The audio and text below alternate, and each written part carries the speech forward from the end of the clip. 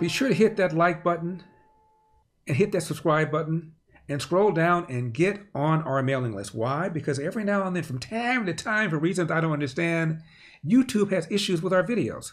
So to make sure you don't miss anything, get on our mailing list. Also, you see that big donate button, hit that, throw a little something in the tip jar to make sure you still get hard-hitting, honest shows. And remember, Larry with epoch.com, Larry with epoch.com. The Biden administration certainly appeared to threaten to ban gas-powered stoves. When you turn on the stove to make a meal, you probably aren't thinking about climate change. But major cities across the country are passing bans on gas stoves and other appliances that run on natural gas because of their planet-warming emissions. It's a big deal because nearly 187 million Americans use natural gas in their homes. Senior national and environmental correspondent Ben Tracy tells us why the fight to save the planet could be coming to a kitchen near you. What?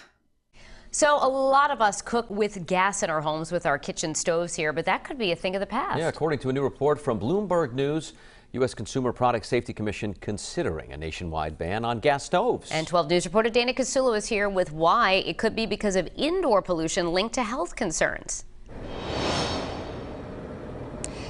Danielle and Patrick, well, 35% of U.S. households use a gas stove, and this is causing some controversy. The CPSC reporting pollutants from gas stoves have been linked to asthma and other respiratory conditions. Dozens of local governments, including Los Angeles and New York, are already mandating new homes and businesses to run on electric rather than gas appliances. And Al Gore says renewable energy is now the cheapest source of electricity, quote, in almost the entire planet, end of quote. We've already seen last year, if you look at all the new electricity generation installed worldwide, 90% of it was renewable. It's now the cheapest source of electricity in almost the entire planet. Secondly, electric vehicles for the transportation sector. The penetration has reached the 10% level in multiple geographies. That's the point where you often see an inflection going much higher. Norway's already at 50%. All the automakers are going in that direction. Now, joining me to discuss this is former Deputy Attorney General for Virginia.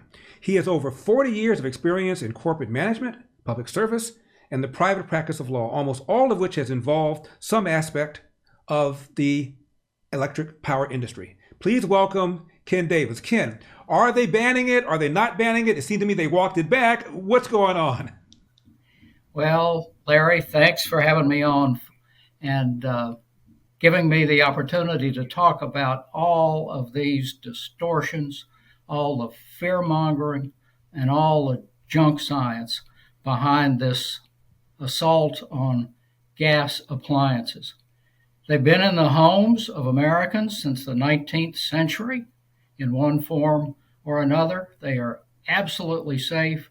They are economical. There is no basis to consider a ban.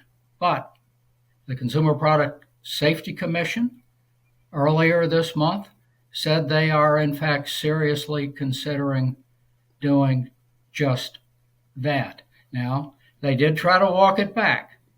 They said they are just going to look at the dangers of gas stoves and collect comments from the public, interested persons, and you know what that will be. That will just open the floodgates in this rulemaking proceeding for the usual radical environmental groups to throw in their junk science, their narrative-driven studies, all in support of this part on the broader war on fossil fuels.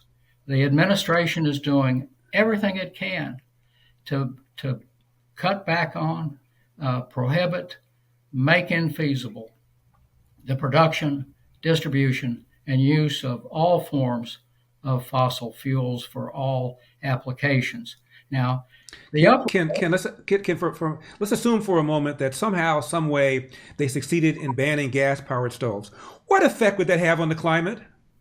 Zero, for two reasons at least. First, and this is hysterical when you think about it, 40% of the electricity in this country is generated in power plants that run on natural gas. So in those areas, if you ban the end use of natural gas for heating and cooking, and instead force the homes to convert to electricity that was generated by natural gas, because of all the inevitable inefficiencies with burning gas in the power plant, converting it to electricity, transmitting it a great distance, and then, as we know, slowly heating up the stovetop or heating up the coil in the space heater. There's a lot of energy that's wasted in that multi-step process that takes place over long distances. And so, lo and behold, if you force gas end users to use electricity that's generated by gas, you end up using in that area more gas than if you had let them keep their gas stoves. Now, the other reason this assault on this proven technology will do nothing for climate change is because this country, whether or not it achieves this magical, utopian, electrified, greenified paradise that Biden is trying to drive us to, other countries in the world, most notably China and India and other developing countries, they know full well the critically important role that fossil fuels have played, and must continue to play in the development of their economy. China's not going to cut back on its fossil fuel use. They have said vaguely that they may begin to limit their carbon emissions, or they will consider doing so in 2030. And by that time, Joe and his successors here at home want us already to be in electric cars with Chinese batteries and using electricity that is somehow supplied by intermittent windmills and solar panels. Now, you folks in California know how that works when the sun goes down and the temperature goes up and the wind dies out. But no, if this country did everything the Biden administration wants us to do, we would certainly wreck the economy, further crush the middle class, but we would not, because of the rapidly and steadily and constantly increasing carbon emissions from China, India, and other parts of the world, we wouldn't lower carbon emissions on a worldwide basis, which is the only basis that matters. What's that? The great Aldersky has in his baby brown libertarian fingers a pair of MYPILLOW My Slippers. Yes, I do, but you don't. You know why? Because you haven't called the number on your screen. Call the number on your screen or go to MyPillow.com and make sure you use promo code ELDER. There are over 100 products. Count them, 100 products, including the pillow that started it all, the MyPillow, or is that redundant? These come in different sizes. You've never slept on anything more comfortable in your life. And don't forget, this is the 6-pack towels that work, meaning towels that actually absorb the water. Have you noticed? You go to these stores, they got these fluffy towels, they look good, they feel good, but they don't work. They don't absorb the water. These absorb the water, and they come in different colors. Also, this is the Giza Dream bedsheet. Giza is in Egypt. Never been there? Finest cotton in the world. Mike went all around the world to find the best cotton, found it right in Egypt, in Giza. These come in different colors. Mine is white because, after all, I am the black face of white supremacy, but you're not. They come in different colors and they come in different sizes because, guess what? Beds come in different sizes. So call the number on your screen. or go to MYPILLOW.com and be sure to use promo code ELDER.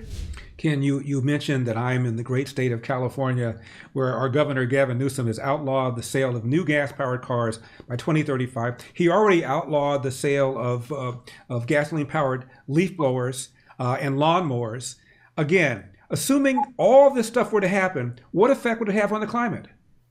It wouldn't, on their own terms, that is, carbon emissions, carbon dioxide from the consumption of fossil fuels, create a global warming effect that will, over some period of time, I mean, they've been calling for the disastrous end state here for years. I mean, Gore, years ago, said, for example, that by now, in fact, long before now, all the ice caps at the North Pole and the South Pole would be gone, and the oceans would rise, and the coasts would be flooded. Now, none of that's happened. It's just hysterical hype to drive their virtue signaling and pork politics. Ken, I think it was Al Gore saying, it might have been in the movie Inconvenient Truth, I think it was 2006, he said, in 10 years, we're going to reach a point of no return unless we make dramatic changes. We didn't make the dramatic changes. We're still here. Reminds me of that old joke. Doctor gave the patient 6 months to live. 6 months went by. Patient hadn't paid the bill. Doctor gave him 6 more months. Now, finally, Ken, talk to me about Al Gore saying renewables are now the cheapest form of electricity in the entire planet. Talk to me about that. Well, is this the same Al Gore who said that he invented the internet? Or the same Al Gore, as you point out, who's been calling for near-term catastrophe for decades now?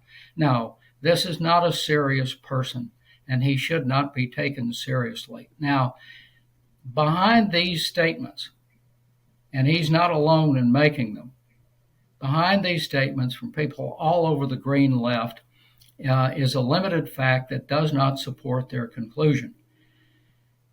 It is true, of course, when you think about it, that solar panels and wind turbines, unlike a coal-fired power plant where the coals burn to heat the water and make steam and turn the turbine and generate electricity, or a power plant, a traditional power plant that's fueled by natural gas, or a nuclear power plant, or one fueled by oil. Wind turbines and solar panels, of course, being powered by the sun or the wind, they have no fuel cost as a part of their operations. So fuel cost to fuel cost, they are, of course, cheaper. They also, as we know, are buried under an avalanche of tax credits and other subsidies. But just looking at the fuel, okay, they have no fuel cost, so they're cheaper in that respect. But being fueled or powered by the sun and the wind, they are intermittent. They like to use the word renewable over and over and over again, but the better term to describe them is intermittent, undependable, undispatchable, uncontrollable. And so when you expand the deployment of solar and wind facilities, you need, in order to keep the lights on in a reliable fashion, you need to greatly expand the construction and deployment also of backup resources, typically these days fueled by natural gas. And so it's not just the solar panel and its operating costs that you have to look at. You have to look at the electric system and its costs to construct and to operate. And it's expensive to build traditional generating equipment that is then only run sometimes, because they're great big pieces of equipment and it's costly and it wears on them to start them and stop them. And so they don't last as long as if you had run them as they were intended to run all the time. And so you add in the backup power cost, what we call the reserve facilities, an electric system that is defined at its core by wind and solar is more expensive. If it's reliable, it's more expensive than any sort of traditional technology such as gas, coal, or nuclear. Much more expensive. Finally, Ken, I want to get your take on EVs. On net, positive to the climate, negative to the climate. One of my guests even called EVs, given the labor China uses in third world countries, the rare earth materials you mentioned before, almost immoral to buy and to own. What's your take? Well, I think your guest makes a good point. This country spent decades trying to establish energy independence after the Mideast War in the early 1970s. And after a lot of false starts, thanks to market-based policies in the Reagan administration and other times, and thanks to the inventiveness, the fantastic inventiveness of the private sector in this country to come up with fracking, we established energy independence finally. But most of the rare earths and the metals needed to go into the batteries and the related materials in electric vehicles are under the economic or political control, directly or indirectly, of China. So why would we want to do this? Why would we want to put us under the thumb of a power that is much more problematic and threatening than OPEC ever was? And let's say all the batteries came from minerals mined in Montana. The deployment of these cars, for the reasons we just discussed in connection with solar and wind power and the backup facilities needed for those, electric vehicles are not going to make a meaningful difference in the reduction of carbon.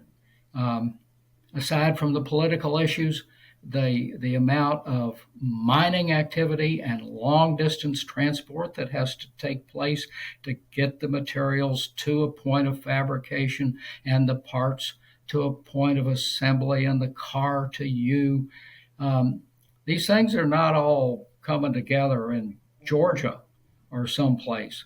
They are very burdensome on the environment. I think I've read several studies that look at all these factors and say you've got to run these things for years compared to a comparable gasoline-powered or diesel-powered vehicle. You got to run them for years before you get to the crossover point, the net zero point, where you are just equal to the environmental impact point that you would have been at if you just bought a conventional sedan. You started coal. These carbon, they're better called carbon bombs instead of renewable vehicles.